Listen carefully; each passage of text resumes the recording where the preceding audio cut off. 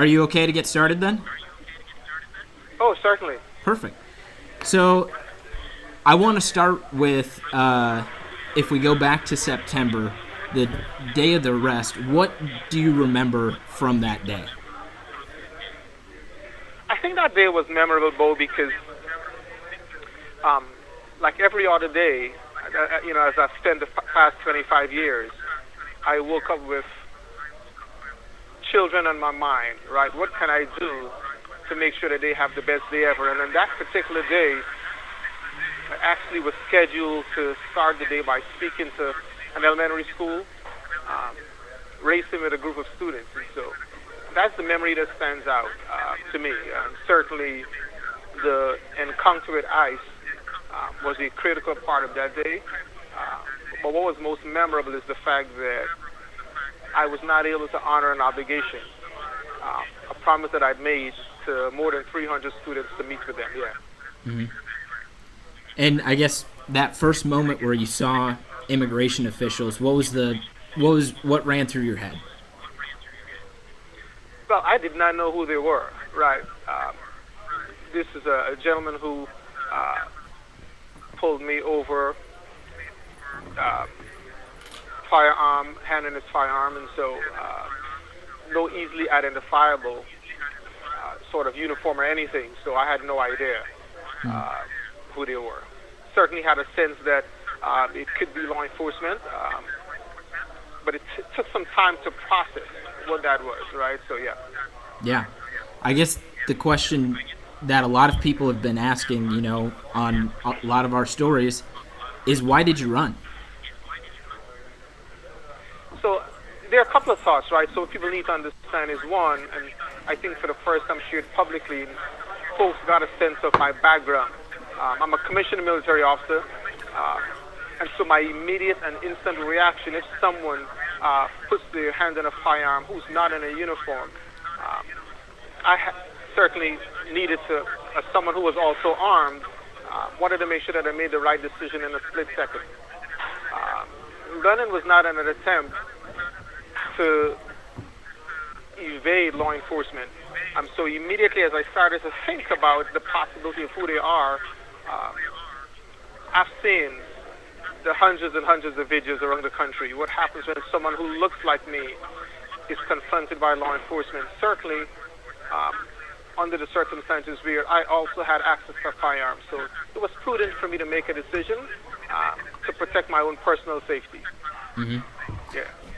Another question that, a lot of people have some concerns about is why was there a firearm in the DMPS vehicle? There's a firearm in the vehicle that I had because, one, it's a legally owned and purchased and possessed firearm.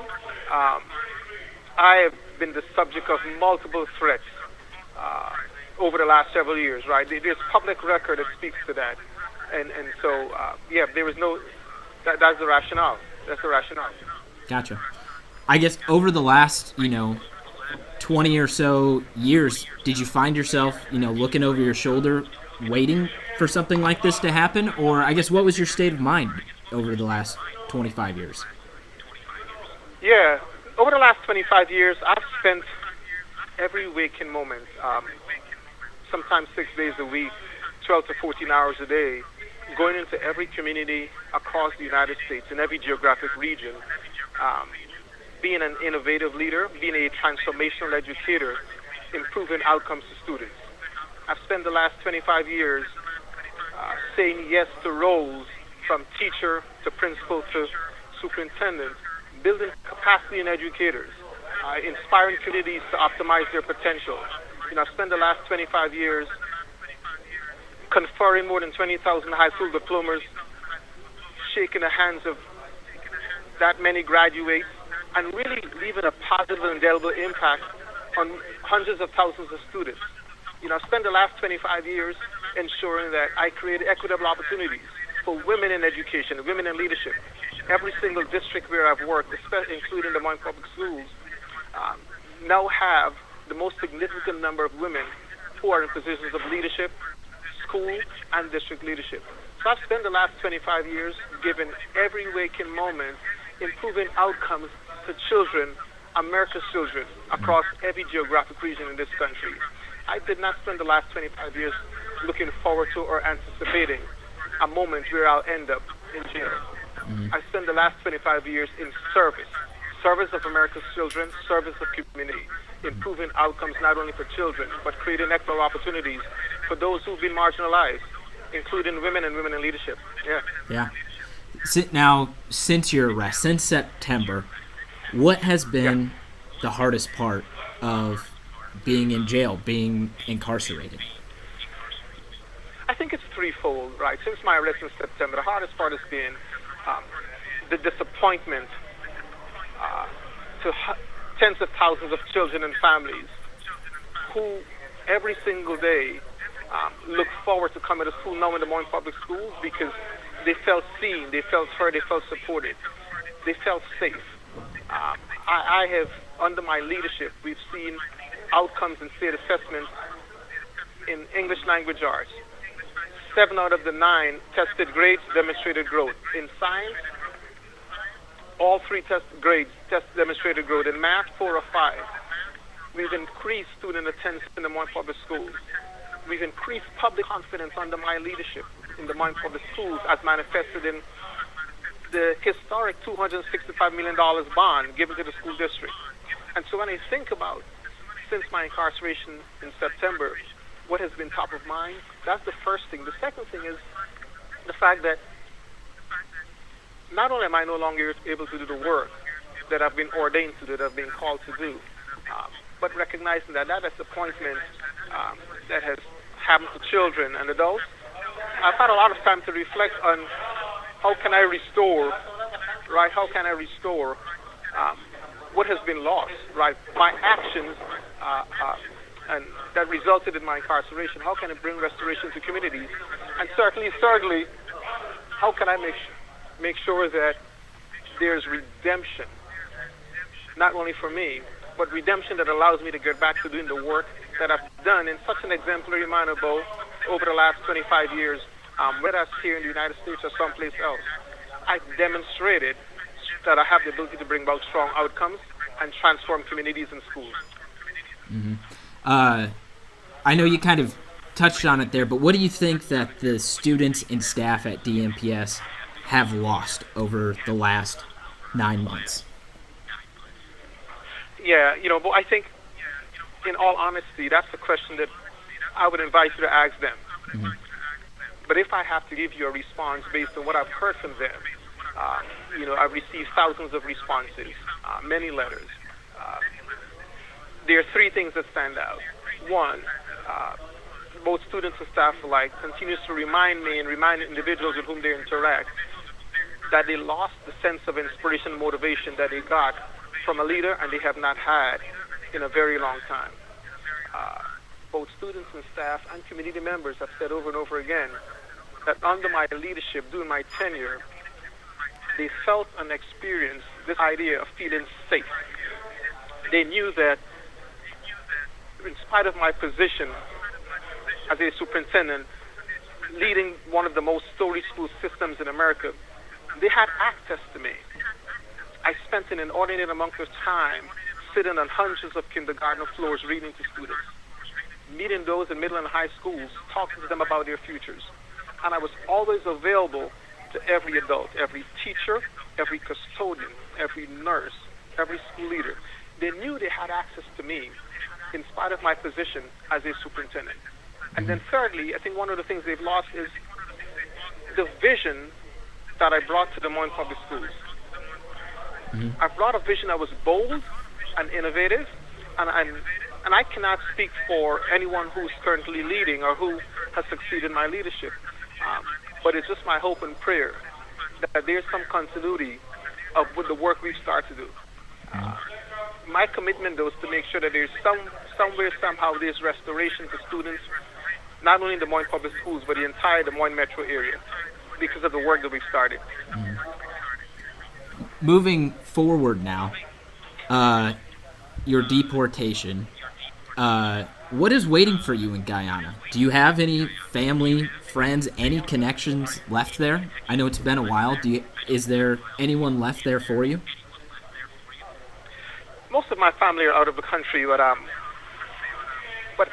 as I think about Guyana, what comes to mind is one, I have so much pride, an inordinate amount of pride in being Guyanese, and I've demonstrated that pride and patriotism over the years by representing Guyana at some of the most elite international conferences in senior leadership around law enforcement, and I've represented Guyana with pride at 2 World Championships in Spain and Japan, Pan American Games in Canada, Olympic Games in Sydney, Australia, and so I'm proud to be Guyanese. I don't know what God has in store for me, but I know that Guyana is a country that is certainly experiencing its own transformation and doing well. And I believe that whether it's Guyana or someplace else, I will add tremendous value because of my skills as a strategic thinker and innovative transformational leader. And I'm looking forward to adding value to wherever I am. You mentioned during your allocution at sentencing a week and a half ago, that when you were a military officer, you were also a target, and you saw your colleagues, experience violence. Do you still fear that you would be a target when you go back? Yeah, so that's a role in which I served as a commissioned officer more than 30 years ago. I'm at a place in my life whereby I focused the last 3 decades on not only leading, but inspiring and certainly motivating others to achieve tremendous outcomes. And that's what I'm looking forward to most. There's a former African king of Mali who once said that fear is in the heart of he who does not know his destiny. And so there's not fear. What I'm looking forward to when I think about Guyana is working collaboratively with the government, adding value to their leadership, and ensuring that the work that is happening in Guyana right now continues to move forward with input from someone with my qualifications and my experience. Yeah. That led right into my next question. Is you also mentioned you wanted to continue your work and education in your home country. Yes. What do you think that looks like? Look, so it is my hope that wherever I land, there is an appreciation for my relentless pursuit, not only of empowering and educating others, but the investment that I've made in myself to get to this place as an outstanding leader, right? I often remind students when they've asked me why I've spent so much time in school, the relationship that I've had with the United States it's symbiotic in nature, and it's one that is grounded in mutualism. I've been accepted to MIT's Sloan School of Management for the Executive MBA program, and although I did not attend, I had a deferred enrollment because of finances. I was a 2025 cohort member selected to attend the prestigious Broad Fellowship at Yale University School of Management. I have graduate degrees from St. John's University and Georgetown University. Both. There is no questioning, of course, my qualifications. I have 3 leadership certificates from Harvard University. I have been called and selected to speak as a panelist at Harvard Graduate School of Education. And so my encyclopedic knowledge of education or leadership in general is unquestionable. So what I'm looking forward to is where can I add value? But the last 30 years has never been about me. Everything that I've done has always been in service of communities and educating and empowering students. So that's what I'm passionate about, and that's what I'm looking forward to. Mm-hmm. It seems like the immigration status part of this, it stems back to, and correct me if I'm wrong here, an administrative error, 25 years ago. Yes. What systemic challenges within the immigration court do you think may have led to this, to where we are now? Yeah, thank you. But I think, and again, as I shared in my allocution, this is not a protestation of innocence at all. But we've seen where the administrative error occurred when there was a false and erroneous arrest, which resulted in a dismissal and expungement. And from that moment, everything went downhill. But I think what I want America to remember, including the administration, the president and his administration, when they think about who was Ian Roberts and what did he do for America in the last 30 years, is in spite of that administrative error, I never stopped serving. And even our current U.S. attorney who prosecuted this case, and I commend them. They were incredibly compassionate, and they did their job, and so did the judge. But while they also acknowledged that I've done amazing work for the United States of America, I think it's important to point out that they were going to be much more lenient initially until the now fired Secretary of Homeland Security got on national television and made some erroneous statements about who I am without even knowing anything of who I am. And just because of who I am, I'm hoping one day that I'll have a chance to sit with that person, maybe have breakfast so we can understand each other. That's just the empathetic leader in me. And so that administrative error had a compounding effect. But ultimately, I believe that my destiny is not in my hands or in any man's hand. It's in God's hand. My work speaks for itself. And I'm looking forward to continue to do this work once I leave this space. Mm-hmm. Once you leave Des Moines, let's think in the future, 10 years from now. What do you hope, Yes. This community remembers when they hear the name Ian Roberts? There are three things that I hope this Des Moines community remembers, right? One, I came to Des Moines, was selected by the board and the community, not because they had any concern about what my immigration status was. They selected me because of my proven record as a transformation leader and a big and innovative thinker. So I'm hoping that they remember that the promise that I made, all of the promises during my interview, I delivered in every single one of those promises above and beyond.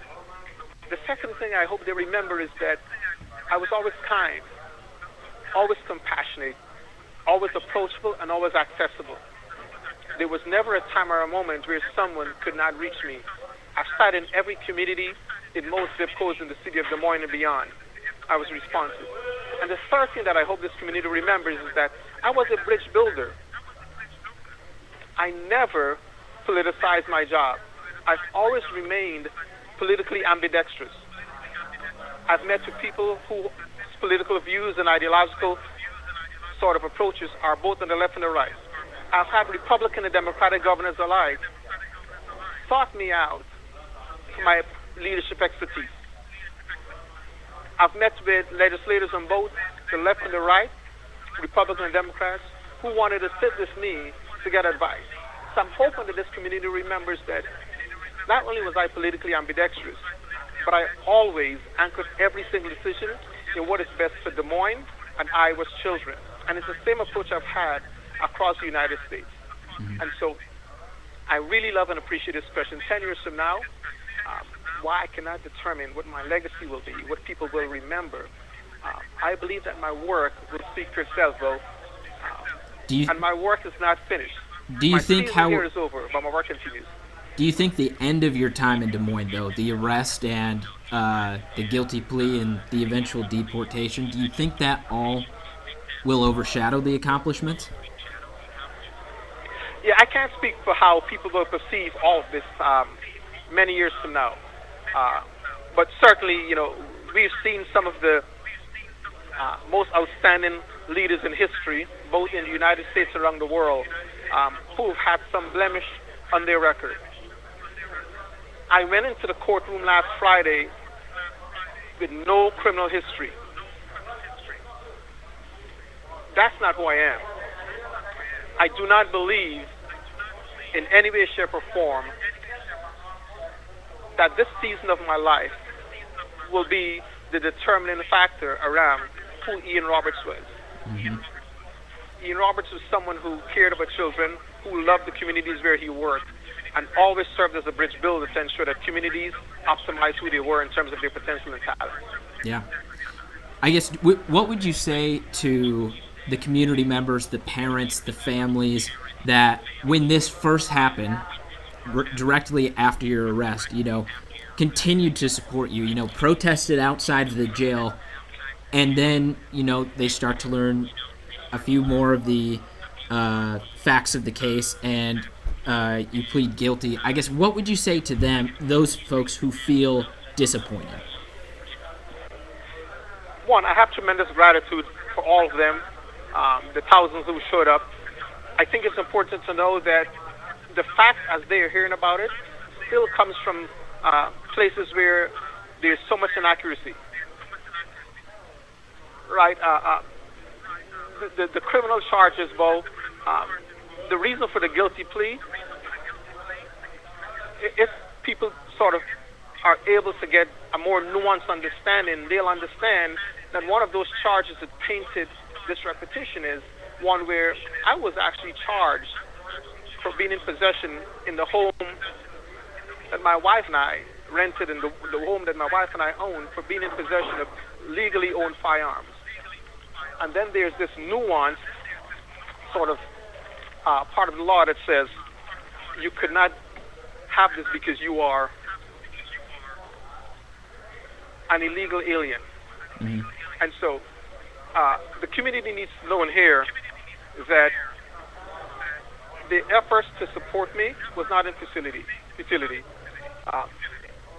My eventual pleading guilty, my commitment was to go to trial, but my eventual guilty plea is to make sure that I'm protecting my loved ones, because culturally that's who I am.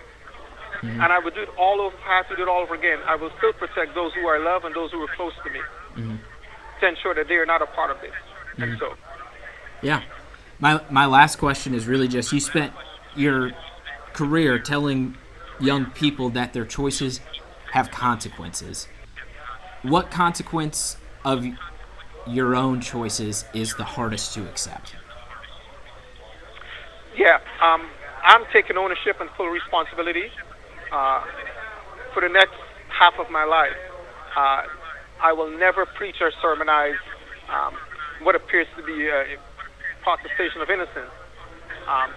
But the system and country that I've worked so hard for and given my everything to was instrumental in where I've landed.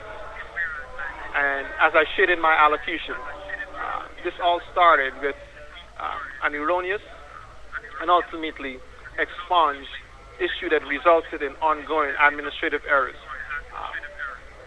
But I have zero regrets for how I've been treated during my time here. I've made some of the best friendships, lasting relationships with children and adults.